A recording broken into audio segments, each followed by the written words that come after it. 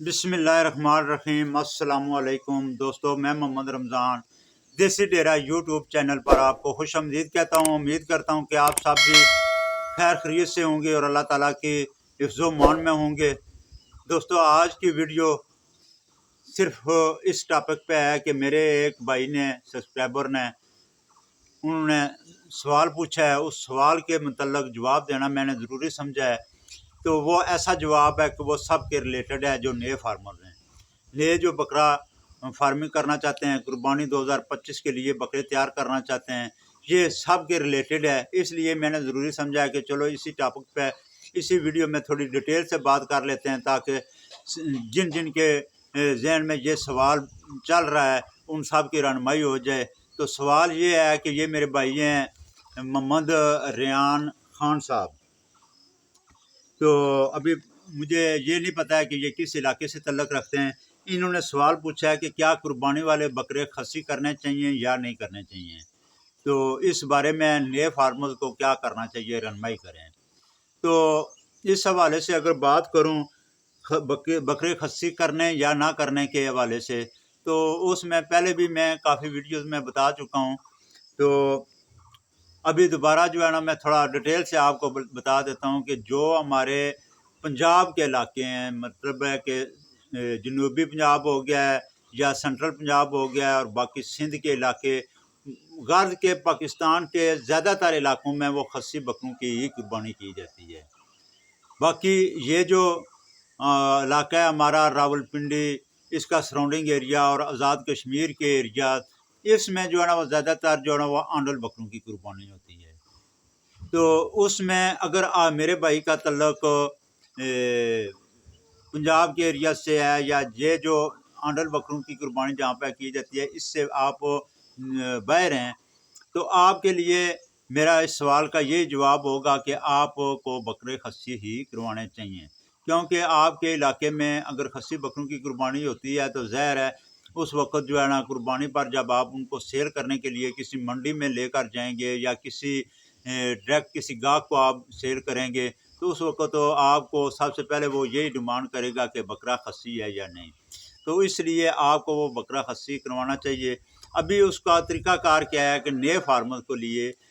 کہ جیسے آپ نے پوچھا ہے کہ نئے فارمر کو کیا کرنا چاہیے، تو اس صورت میں کیا ہے کہ میں نے جو پچھلی ویڈیو میں پلان آپ کو دیا تھا کہ آپ نے بکرا 18-19 ماہ کی عمر میں سیل کرنا ہے، تو اکتوبر میں آپ نے خریدنے ہیں، تو اس وقت بکرے کی 10-11 ماہ عمر ہونی چاہیے، تاکہ آگے 8 مہینے قربانی کو رہ جاتے ہیں۔ 8 مہینے جب قربانی کو آپ پالیں گے تو اس وقت قربانی پہ 18-20 ماہ کا وہ بکرا ہو جائے گا۔ تو اس صورت میں آپ نے کیا کرنا ہوگا کہ اگر 10-11 ماہ کی عمر میں بکرا خرید رہے ہیں آپ، تو آپ کوشش کریں کہ آپ خصی بکرا ہی خریدیں۔ ٹھیک ہے جی، آپ جس کسی ڈیرے والے سے خرید رہے ہیں، فارم والے سے خرید رہے ہیں یا ریوڑ سے خرید رہے ہیں، تو آپ کوشش کریں کہ وہ بکرا خصی ہو پہلے سے۔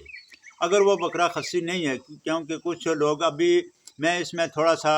آپ کو واضح کر دوں کہ میں جس علاقے سے تعلق رکھتا ہوں یہاں پہ قربانی خصی بکرے کی نہیں ہوتی ہے، یہاں پہ آنڈل بکرے کی قربانی کی جاتی ہے۔ اس لیے یہ خصی بکروں کے خصی کرنے کا طریقہ کار یا اس کا جو ہے پروسیس جو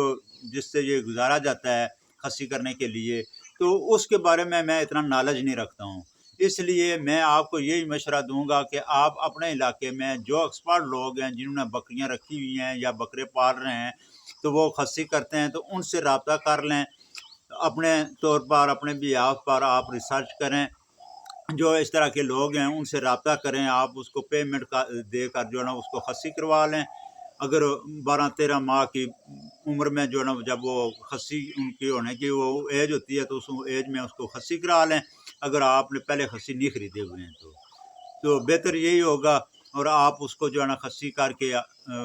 میرے خیال میں جہاں تک میری جو نالج ہے، ذہن کام کرتا ہے، اس میں یہ ہے کہ جب بکرا خصی ہوتا ہے تو وہ کچھ مہینے کے لیے، کچھ ٹائم کے لیے وہ کمزور پڑ جاتا ہے، اس کو دوبارہ پھر وہ آہستہ آہستہ بحال ہوتا اپنی جو ہے نا وہ اصلی حالت میں آتا ہے، اس میں دوبارہ جو ہے نا اس کا وزن بڑھنا شروع ہوتا ہے۔ تو اس حساب سے آپ ان لوگوں سے پوچھ لیں کہ کس عمر میں بکرا خصی کرنا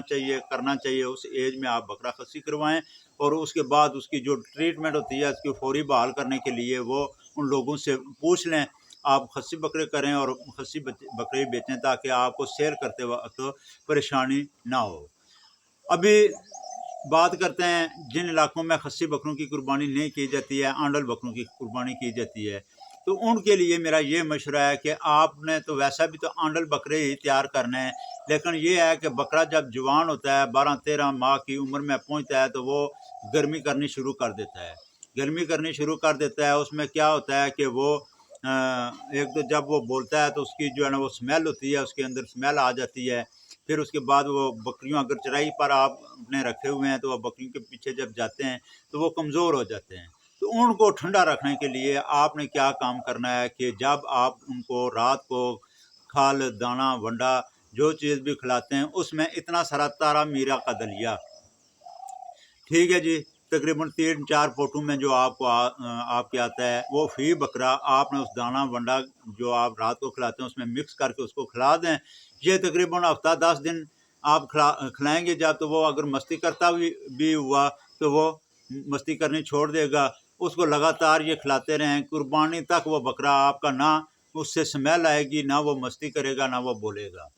ٹھیک ہے جی، امید کرتا ہوں کہ یہ ویڈیو آپ کو پسند آئی ہوگی اور کافی دوستوں کی جو خاص کر نئے فارمرز ہیں ان کی رہنمائی ہوگی، اور جو خصی بکروں والے علاقے کے لوگ ہیں، بھائی ہیں، دیکھ رہے ہیں، تو ان کو یہی مشورہ ہے کہ آپ کسی ایکسپرٹ بندے سے جو ریوڑ والے ہیں، ڈیرے والے